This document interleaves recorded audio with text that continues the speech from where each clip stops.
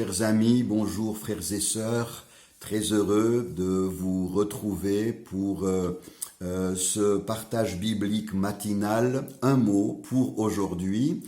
Ce matin, nous allons tranquillement continuer notre réflexion sur les chiffres et les nombres de la Bible. Je ne vais pas vous révéler le chiffre qui sera abordé ce matin, je vais simplement vous inviter à écouter la lecture d'un récit de l'Évangile et on va y revenir bien sûr pour méditer sur un chiffre qui est mentionné dans ce récit. Ce récit se trouve dans l'Évangile de Jean, dans le chapitre 2, et je vous lis ceci. 3 jours après, il y eut des noces à Cana, en Galilée. La mère de Jésus était là, et Jésus fut aussi invité aux noces avec ses disciples. Le vin ayant manqué, la mère de Jésus lui dit « Ils n'ont plus de vin ». Jésus lui répondit « Femme, qu'y a-t-il entre moi et toi? Mon heure n'est pas encore venue. » Sa mère dit au serviteur « Faites ce qu'il vous dira. » Or, il y avait là 6 vases de pierre, destinés aux purifications des Juifs et contenant chacun 2 ou 3 mesures. Jésus leur dit, remplissez d'eau ces vases. Et ils les remplirent d'eau jusqu'au bord. Puisez maintenant, leur dit-il, et portez-en à l'ordonnateur du repas. Et ils en portèrent.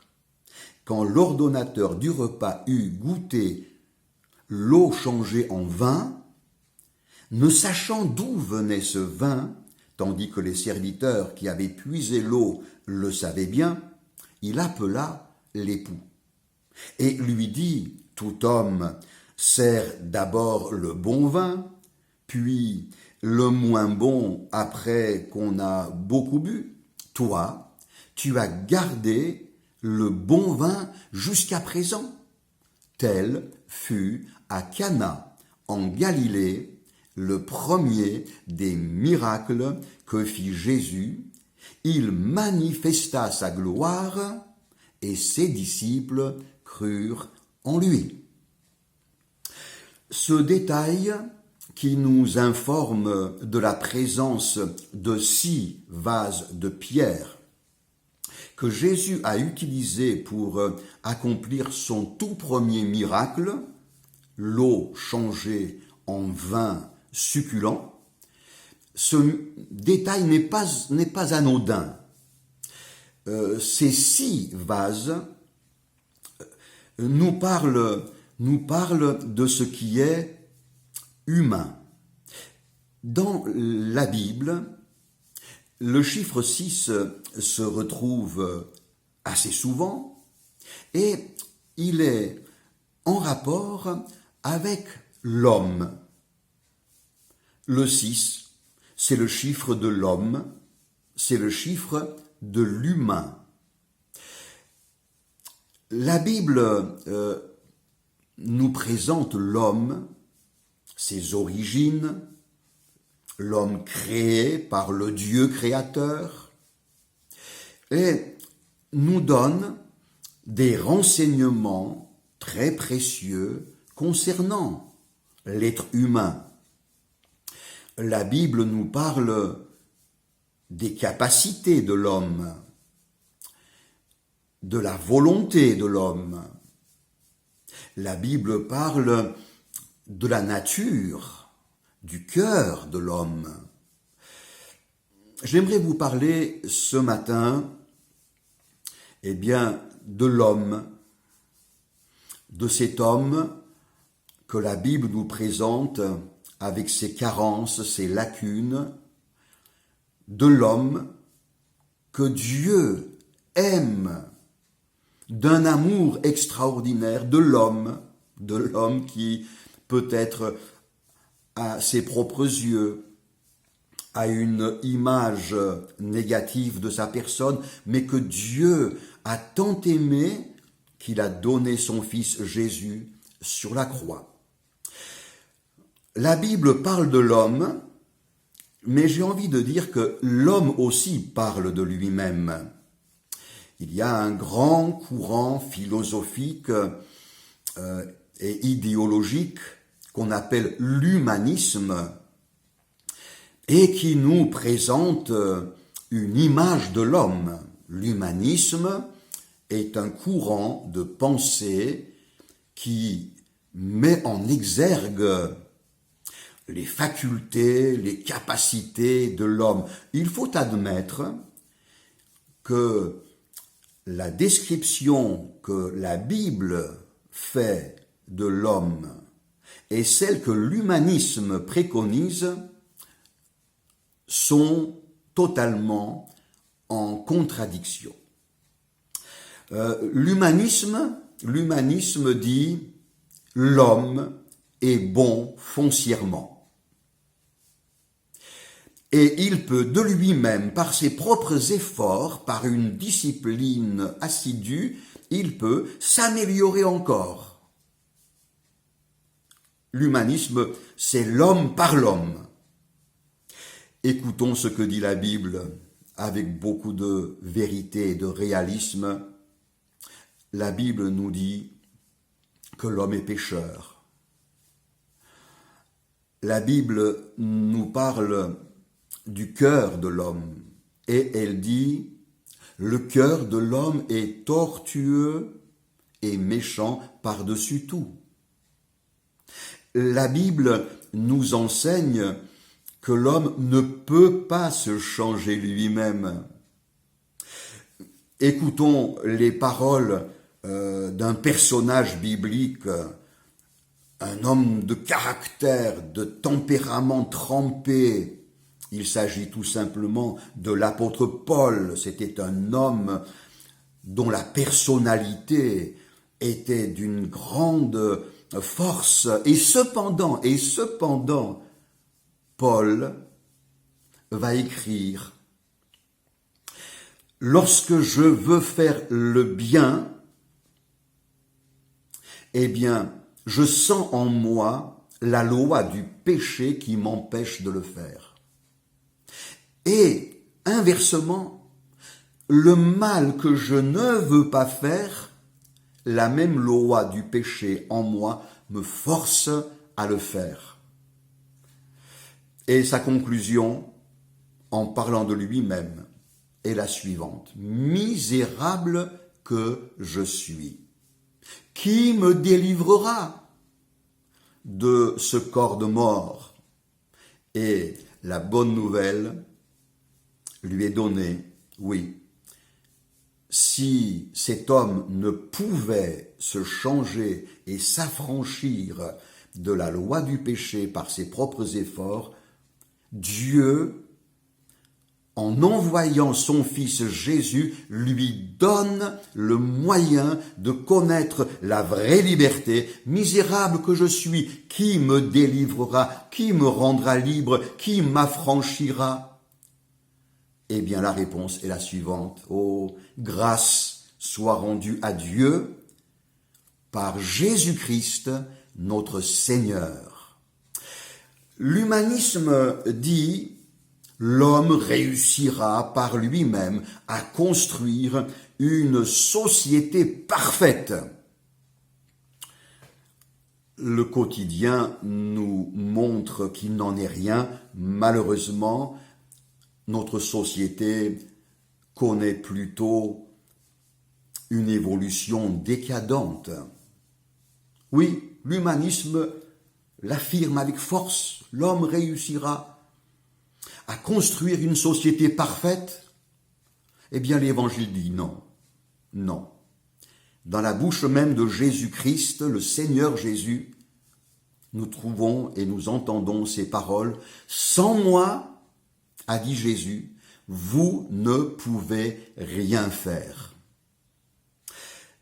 L'homme qui rejette Dieu et qui prétend se suffire à lui-même se condamne lui-même à l'échec, à bien des déboires et à une décadence inexorable.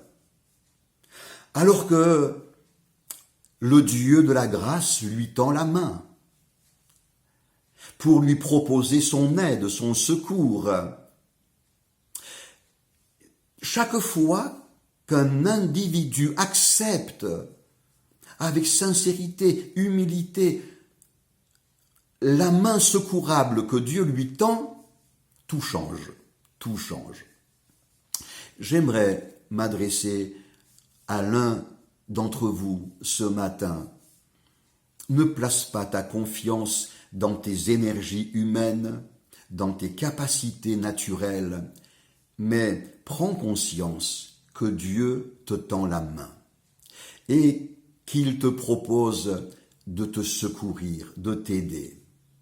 Saisis la main du Seigneur et dans cette relation de proximité avec ton Dieu, laisse-le prendre soin de ta vie.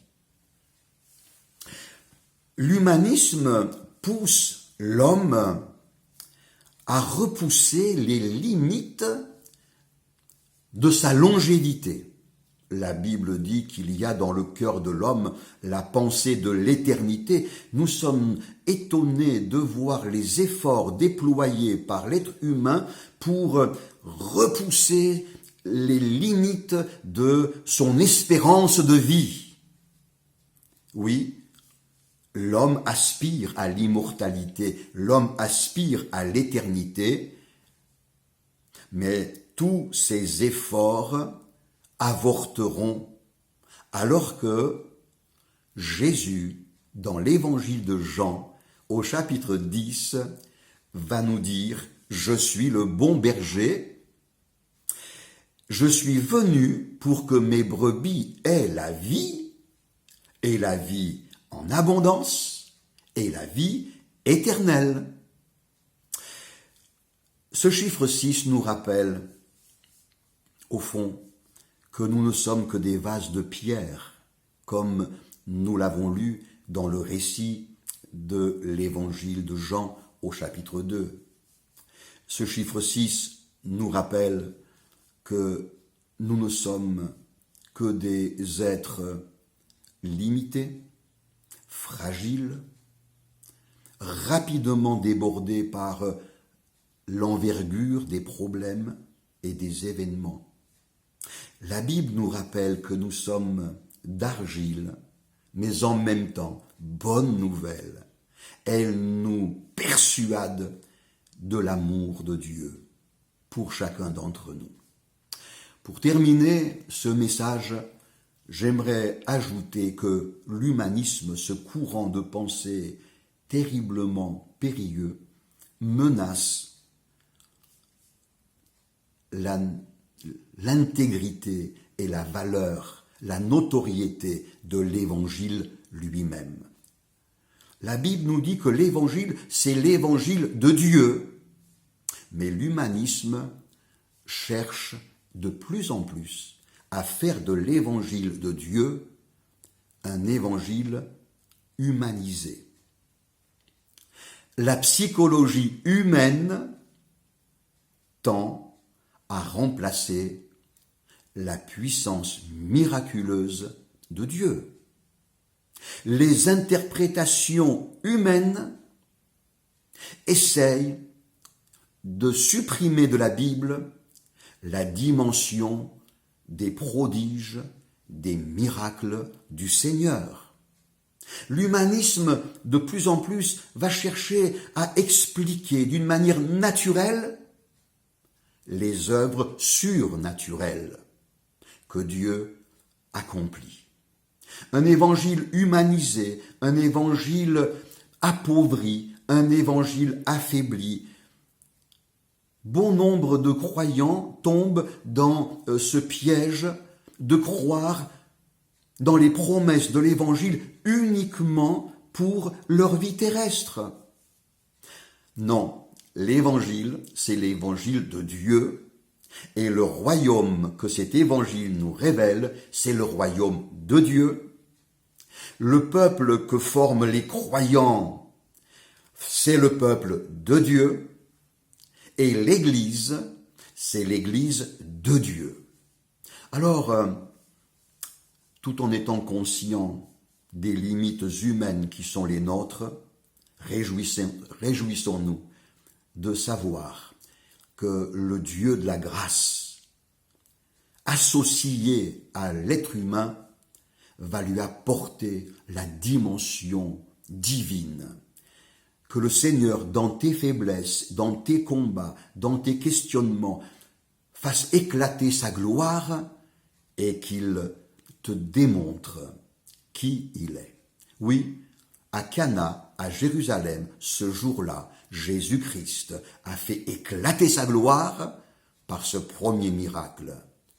C'est le premier miracle, mais la Bible ne parle nulle part du dernier miracle, car le Seigneur Jésus en accomplit encore. Ma prière, c'est qu'il en accomplisse dans ta vie ce matin. Dieu te bénisse. À bientôt.